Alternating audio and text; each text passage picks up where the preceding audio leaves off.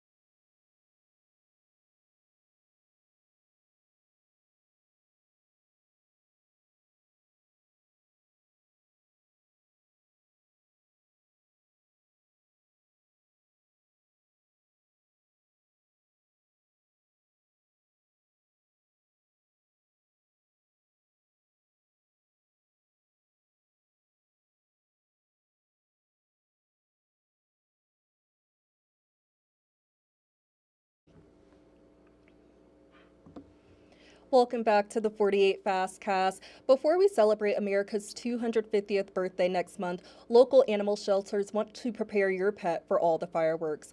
Huntsville Animal Services is hosting the Boom Proof Your Pet event on June 14th. This is a free way to get your furry friend up to date on microchipping, personalized tags, vaccinations, and other goods to keep them calm. The director of Animal Services says pets often run from home during Independence Day fireworks, and this is a good way to make sure they get back home. Any shelter that you ever contact is going to tell you around July 4th, around New Year's, we're going to see an increase in the number of pets. When pets get scared, they're very insistent to getting away from whatever makes them scared. So they break locks, they jump fences, something they may otherwise never do. You must pre-register to take part in this event. It will be at John Hunt Park on June 14th. If your pet needs its rabies shots, you can get a discount tomorrow during the annual Morgan County Rabies Clinic. It will cost you just $15. This event is happening at several local spots in Morgan County. It all starts at 6 a.m. in Trinity. Experts say events like these are critical in preventing this deadly disease from impacting your pets. Happening right now in Florence, the Tennessee Valley Lineman Rodeo has kicked off at McFarland Park. You can come out to support the linemen who keep your power on and watch them put their skills to the test. There will be food trucks, a kids zone, and vendors. The rodeo continues Saturday at 7 a.m. And so, Jada, it looks like we can enjoy some of that sunshine and the warm temperatures that are happening today and also tomorrow, of course. But Sunday, when that rain comes in, what can people expect coming up over the next week? So it looks like we'll start the weekend quite dry. Temperatures expected to be in those upper end 80s, but we'll start to see things kind of fall off as we get to your Sunday. So taking a look at the weekend ahead, we're going to see a lot of our communities kind of near 90. It's going to be much warmer than anticipated, but by Sunday, like we mentioned, there's going to be some storms to note. And our biggest concern right now, just strong gusty winds, and we could hear some frequent thunder, see some lightning. Of course, if you ever see lightning, you might want to head indoors. That's the best bet. Go ahead and move some things inside. What we are expecting to see out of Sunday, those rain chances getting started as early as about 10 or so for a few areas, especially out to the shoals. So if you're out that way, expect some rainy chances going into your Sunday morning, and then we'll keep the showers and storms around for a good portion of the day. We'll walk through the entire 10-day forecast because once we get to Sunday, we're going to see rain chances all through the next week. We'll walk through that coming up at 4. Hope you'll tune in then. A 48 safety alert now for parents. Experts are urging you to remind your children about the importance of street safety on e-scooters. This comes after one teen ran through a stop sign, colliding with the deputy's patrol car. Reporter Alex Cook shows us the moments all caught on camera. Patrol, and as he crossed an intersection with no stop sign, he had the right of way across street that did have a stop sign. A juvenile had completely ignored the stop sign and collided with our patrol vehicle. The Sheriff's Office says the deputy was traveling about 19 miles an hour. The teen suffered minor injuries and was cited for failing to obey a stop sign. The Sheriff's Office says the outcome could have been much worse. That could have ended in quite a tragedy, and that's something he would have to live with forever. Luckily, nobody got seriously injured. People who live in the area say they see riders and drivers ignoring stop signs all the time. They're always blowing the stop signs, even the cars. The kids on the bikes, on the scooters. Jenny Heyer says electric bikes and scooters have become a common sight in the neighborhood. Sheriff's Office says whether you're driving a car, riding a bike, or a scooter, the rules of the road still apply to everyone. And with more electric scooters and e-bikes showing up on local streets, deputies say they want riders, especially younger riders, to understand those rules before someone is seriously hurt.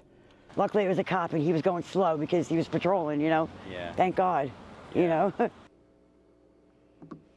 Board game enthusiasts are noticing their favorite hobby is costing a lot more. How tariffs on plastics is causing an increase in prices.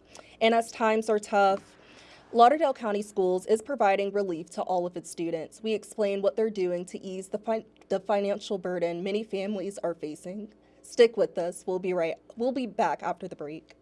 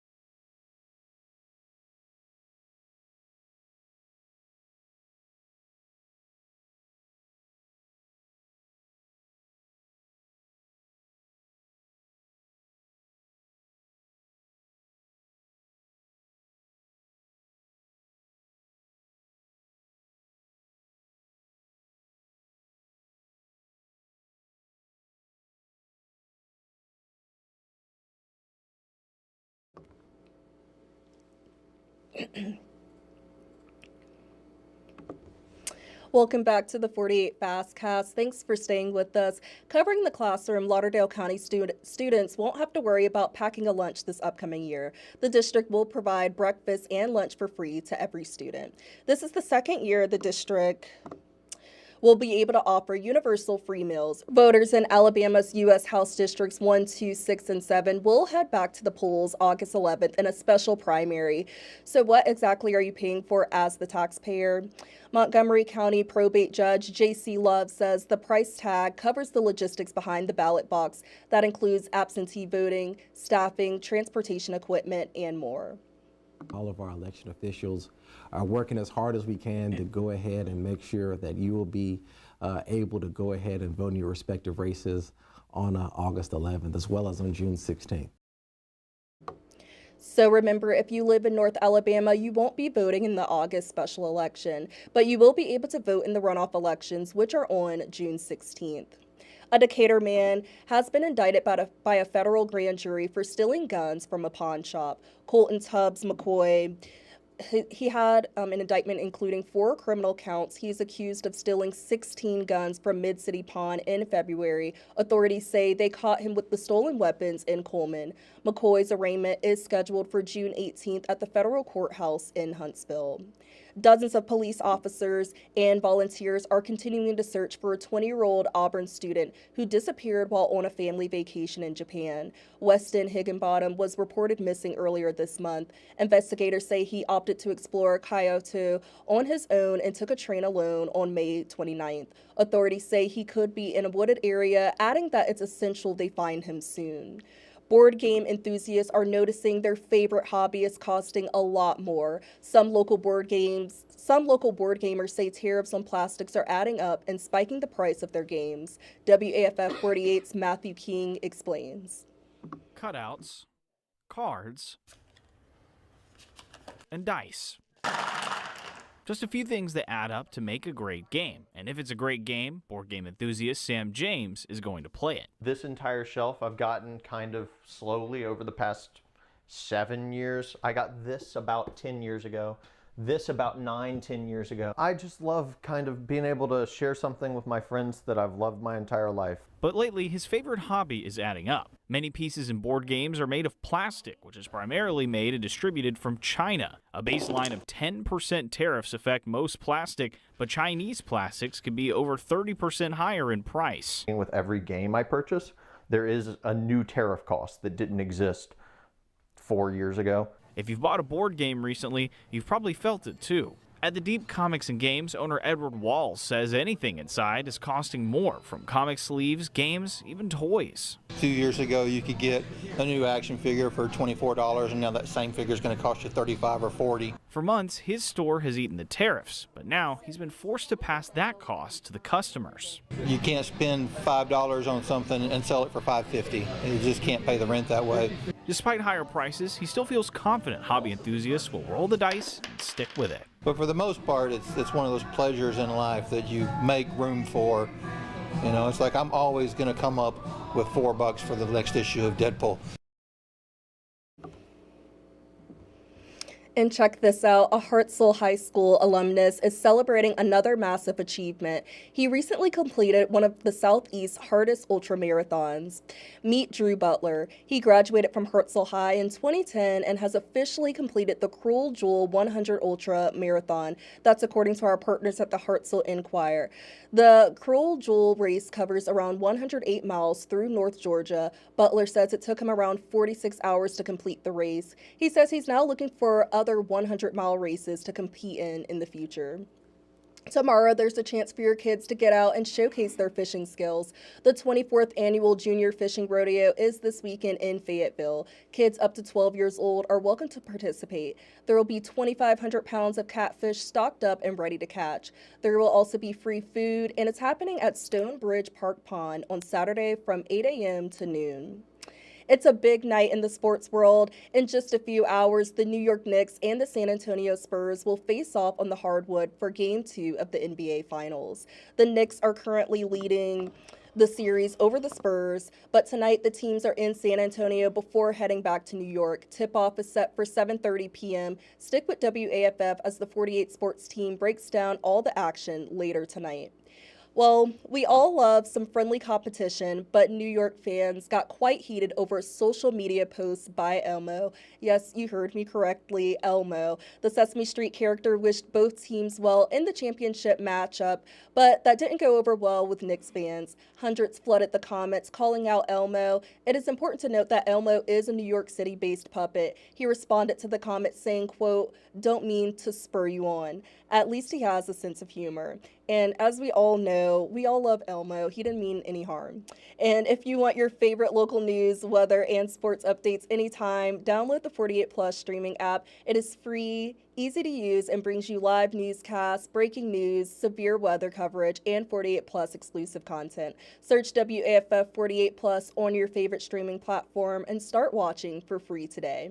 And as we wrap up this fast cast and this week, you and I as well may be wondering what's there to do this weekend across the Tennessee Valley. On this week's episode of Buzz with Bree, 48's Brianna Wynn brings you the latest on events you can attend across northern Alabama. So stick around after the break to see what this weekend and the days beyond have in store for you. If you're more of the homebody type and want to just sit back at home and watch your news, please join us at 4, 5, 6, and 10. Thank you all for tuning in. I'm your digital host, Tatiana White, and I hope you all have a great rest of your day and a wonderful weekend.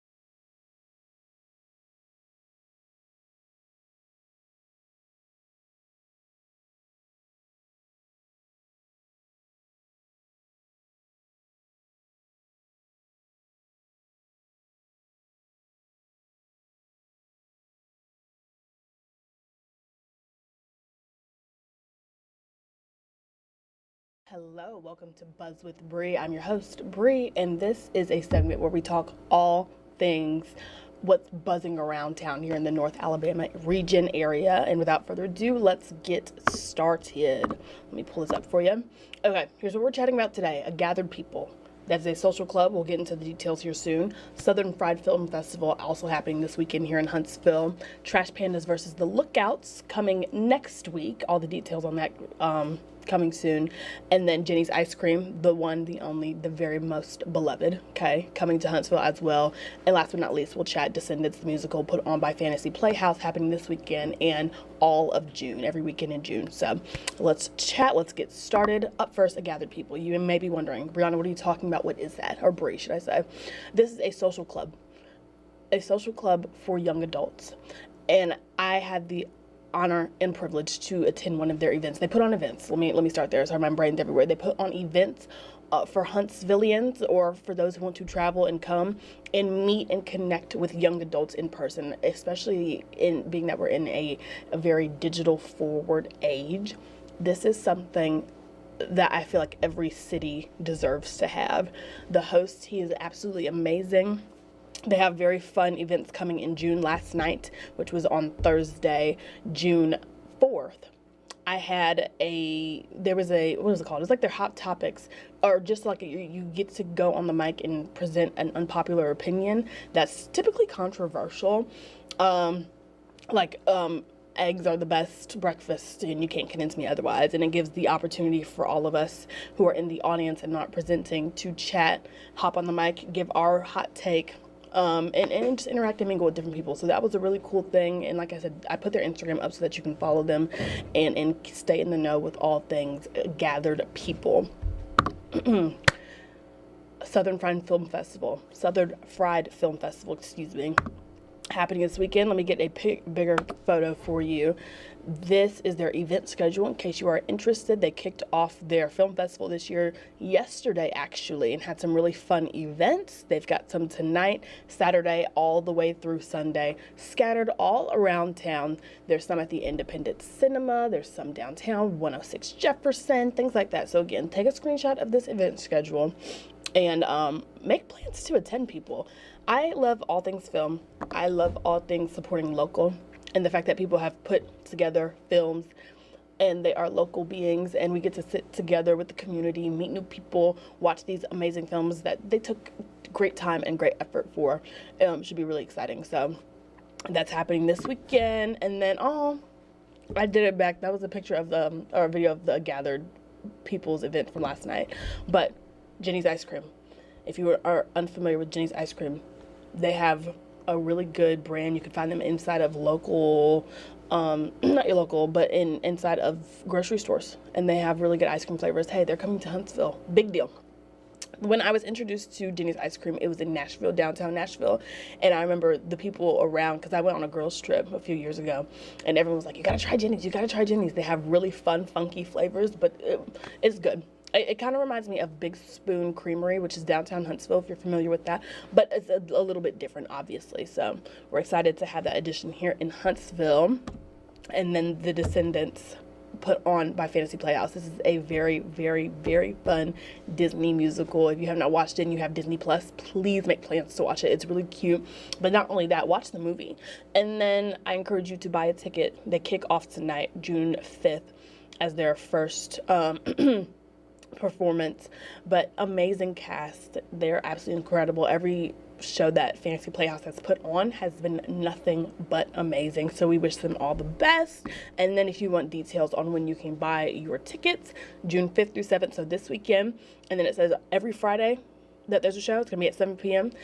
And then Sundays and Saturdays are at 1 and 6 p.m. So screenshot that, make plans to attend. And that is it. That's all I have for you today on Buzz with Bree. Thank you for joining me. Be sure you have a great day. Do all of the weekend activities and let us know how it went for you. See you soon.